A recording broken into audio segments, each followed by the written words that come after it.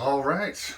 Welcome to the first service of the Temple of Love. Now, what is the Temple of Love and what are we doing? The Temple of Love is basically me missing church.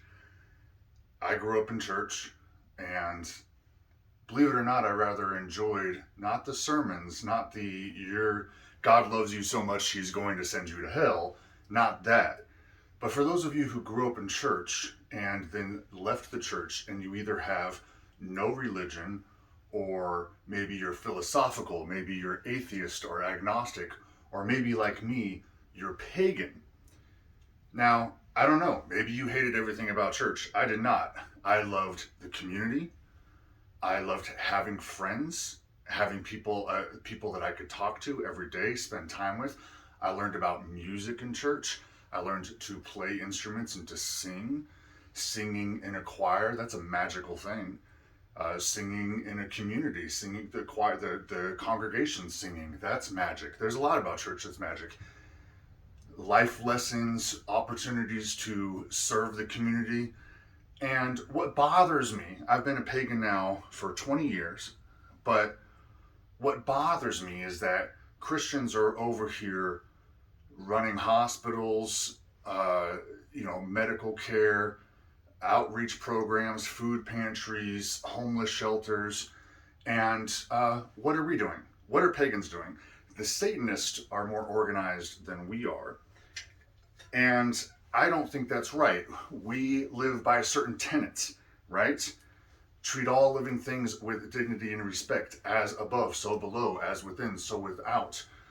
And harm none, do as you will. Are we living by our own tenets?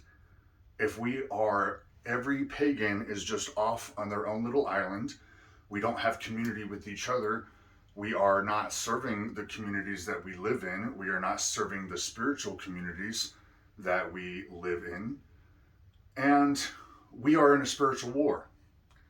All you have to do is watch TV, watch the news, which I try not to do as much as I can. But if you pay attention, I mean, shit is weird, right?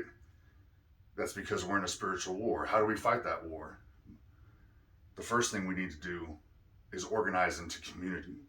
So, the Temple of Love. This is here in my community, and it's an online community. There's a website, there's Facebook, there's Instagram. But ultimately, I want this to be physical communities. It doesn't have to be under the Temple of Love. I just want this to be copied all over America. I want us to come together and organize.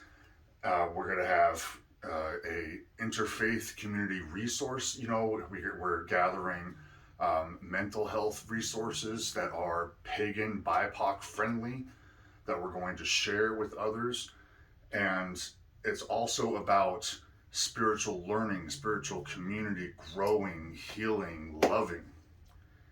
And on that note, what we're going to do is we're going to have pagan preaching. And you might say to yourself, pagan preaching? What the fuck? Yeah, and I've been thinking that to myself for years since I had the idea. I've been thinking of that to myself all morning long since I've been getting ready to do this for the first time. But you know what? It's what the spirits have led me to do. If you think about it, everything that church has used to be ours. If you want to know how our ancestors really practiced, go to church. They stole that from us and kicked us out. So this is what we have. We're taking it back with the Temple of Love. All right? And we're going to open up the right way. I have to think about the cardinal directions. Okay? So I'm going to turn around. Spirits of the East, be with us. Spirits of the South, be with us. Spirits of the West, be with us. Spirits of the North, be with us. And the circle is closed.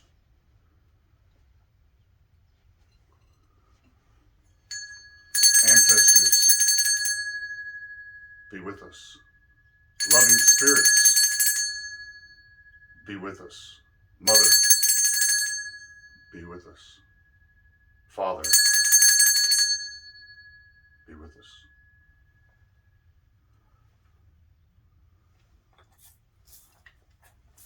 Only loving spirits, are welcome here. Only loving spirits are welcome here. Only loving spirits are welcome here. I give offering to the spirits of incense, water, food, alcohol, candy, and my own love and your love. Join me for a moment while we honor our ancestors and our spirits.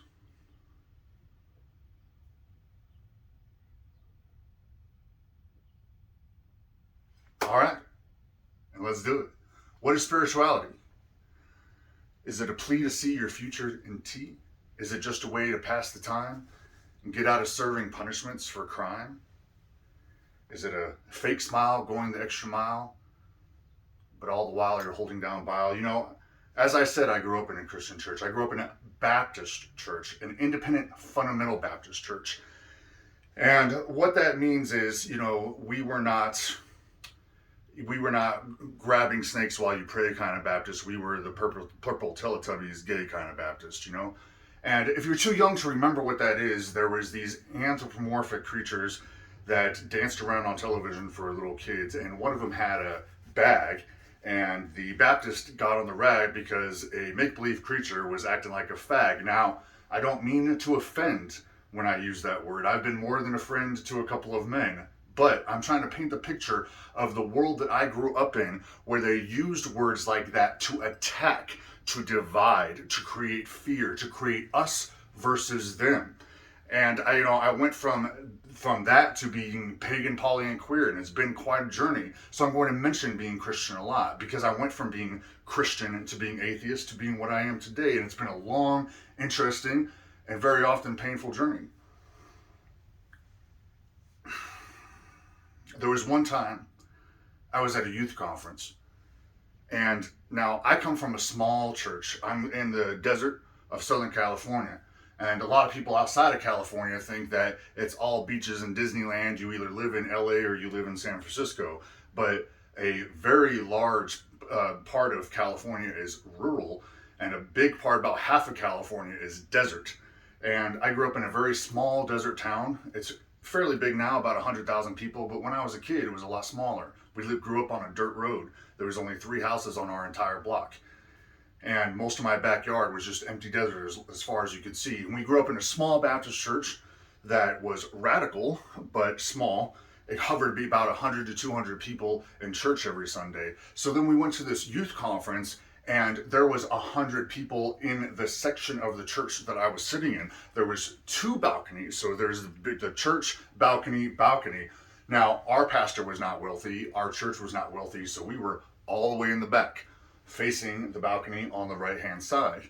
And so me looking down at this church, mega church, thousands of people, for a week I was just seeing this sea of people. I felt like I was in the Roman Colosseum. For me, being a small town desert rat, it was rather overwhelming and very impressive. And I mean, they did everything first class. There was 3 sermons a day. So wake up, you have breakfast, and then they would do some skits. The skits were funny. Everything is well done. The music was first class, professional, very emotionally moving. Then there'd be a sermon. Then we go on an outing. We went to an amusement park. We went to a zoo. All kinds of stuff. Very impressive for teenagers.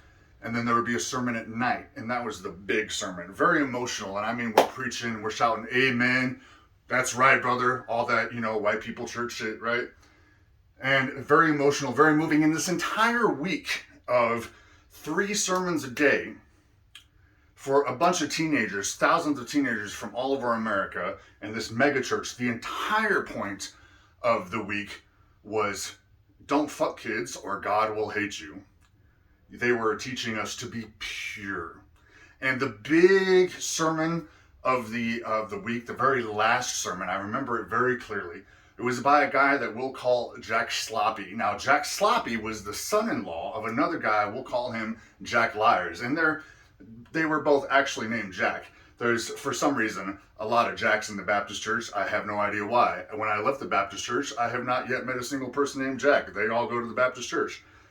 And Jack Liars was the ringleader of our group of Baptists. There's a lot of politics that goes on in church, unsurprisingly. So to us, this was the biggest preacher in the world. To us, he was a celebrity. It was a big deal to get to hear him preach.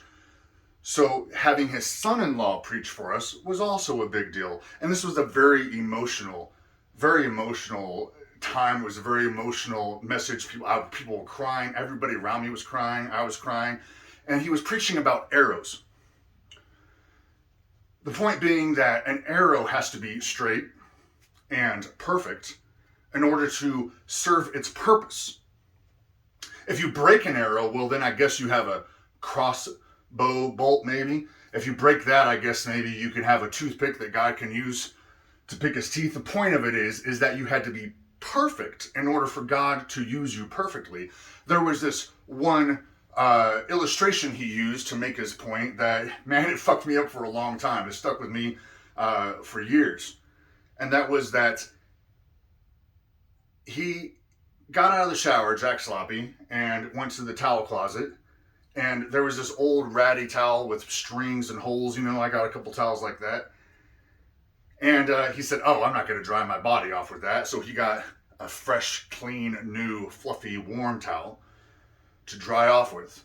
Then later on, he was washing his car and he needed to dry it off. So he went into the towel closet and he grabbed that old, ratty, dirty towel and used it to dry off his car. Now, the point of the story is that in this story, Jack Sloppy is God and you and I are the towels.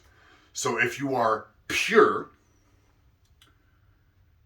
you can be close to God. You can rub up all over God's body. But if you're dirty, if you're slutty, if you're nasty, if you've gone out into the world and done worldly things, well then I guess maybe God can use you to dry off his car in his driveway. It's a rather silly illustration when you think about it, but to a child, it was very powerful. It had a big impact on my life. And a big impact, not being positive, being that every single mistake I ever made, I thought God hated me for a long, long time. It's kind of funny because this preacher that was preaching purity to a bunch of teenagers, telling you that God cannot use you unless you never had sex. I don't know why it's that one thing, sex. Never had sex outside of marriage. He was later put in jail for molesting one of his teenagers in his youth group.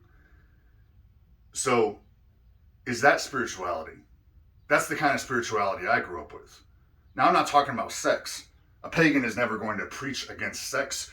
I mean, by the gods, fuck your balls off. Wear your pussy out. I mean, I'm Irish, so I'm going to make up an Irish blessing, right? May your private parts be as pruned as the rest of you when we put you in the ground from very perverse acts. Right? There's nothing wrong with sex. Sex is a sacred act as long as everybody involved is consenting and there's no abuse involved. And a pagan would never put up with abuse or lack of consent, right? Because, and it harm none, do as you will. I certainly hope that there's no pagans out there that are tolerating abuse or lack of consent. That's not my problem with his message.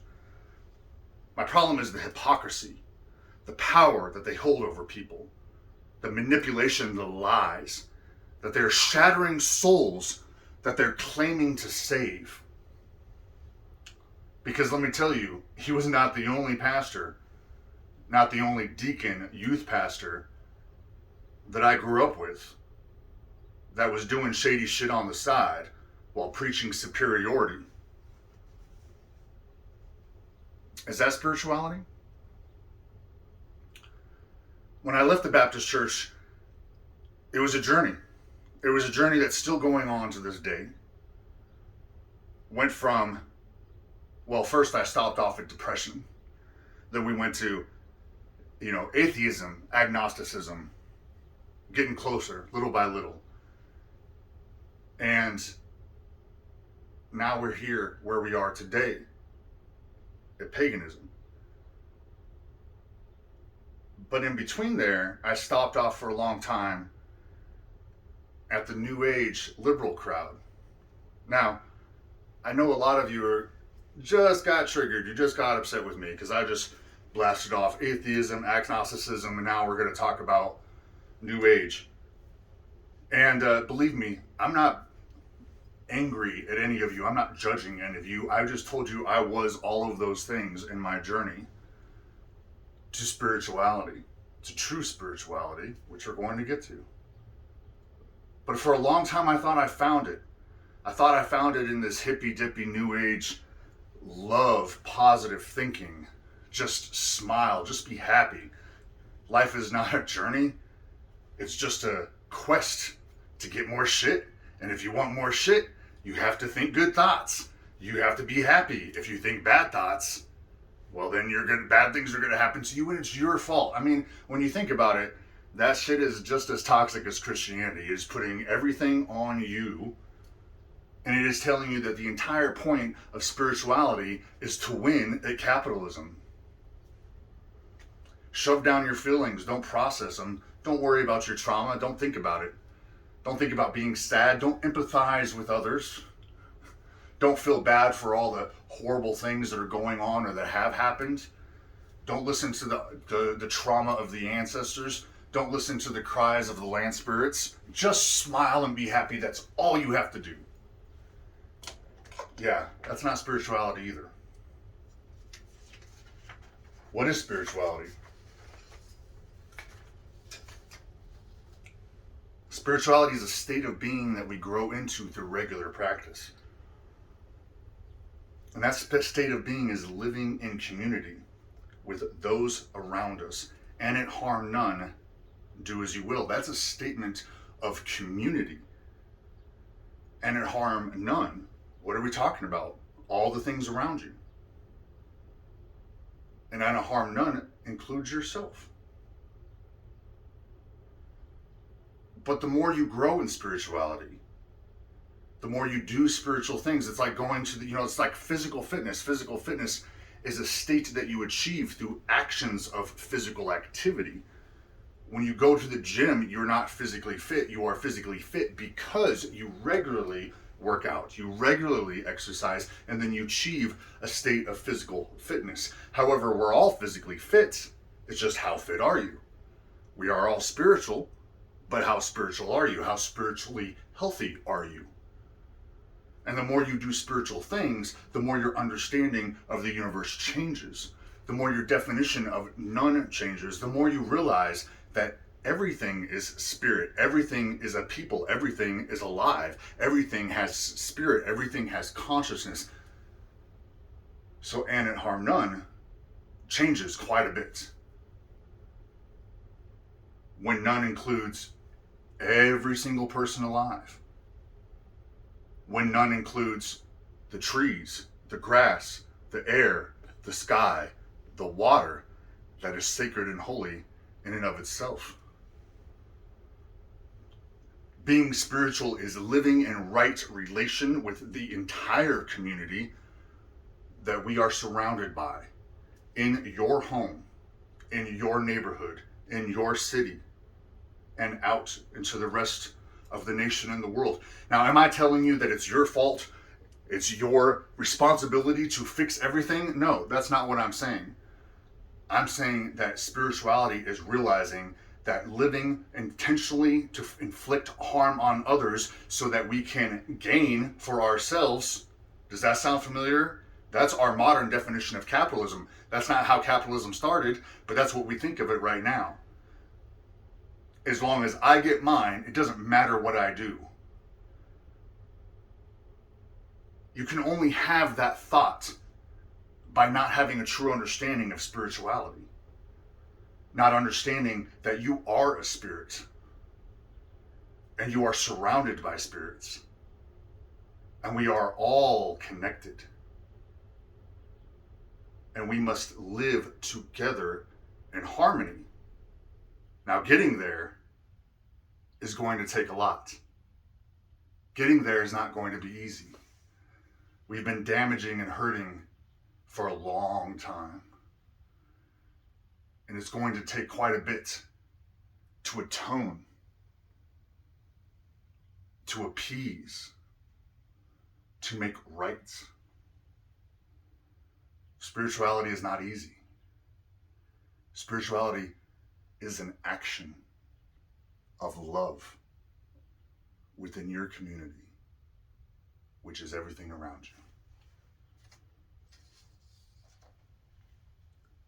Praise be to the gods, the ancestors, the helping spirits who have been here and attended with us today, including the spirit that is you. I love you. Be blessed and blessed be.